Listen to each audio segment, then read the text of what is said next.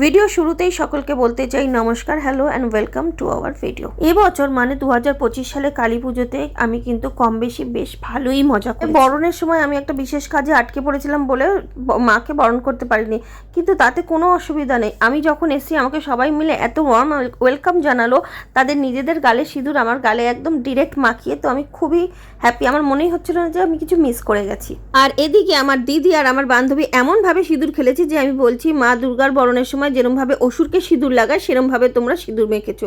আর এই নিয়েই আমরা হাসাহাসি করছিলাম। মুহূর্তে আমি বলছিলাম পুরো অসুর, তোমরা পুরো অসুর লাগছো। যেহেতু কোনো একটা কারণে আমার অডিও থেকে মানে ভিডিও থেকে অডিওটা কী কারণে মিস হয়ে গেছে আমি জানি না, কোনো রকম রিয়েল অডিওটা একেবারে ক্যাপচারই করা নেই। তো যাই হোক, আমি তোমাদেরকে পুরো ব্যাপারটা তো এমনিই বলে দিলাম, বুঝিয়ে তোমরা বুঝতেই পারলে আমাদের ওখানে কী কী চলছে। আর এখন এখানে হচ্ছে মাকে বিসর্জনের সময় চলছে, যেখানে পাশে অনেক বাজি ফাটছে। বন্ধুরা, তোমরা বলো তোমাদের এবার পুজো কেমন কাটলো, দুর্গা পুজো কালী পুজো কোনটা বেশি ভালো কাটলো? কারণ অনেককেই আমি বলতে শুনেছি যে আমি দুর্গা পুজোর থেকে কালী পুজোতে বেশি মজা করেছি।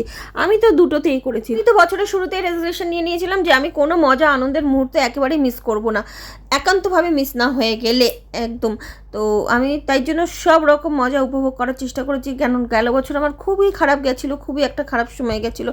খারাপ সময় তো না চাইতেই চলে আসে, কিন্তু আনন্দ ভালো আর সুখের সময়ের জন্য অনেক অনেক অনেক স্ট্রাগল করতে হয়।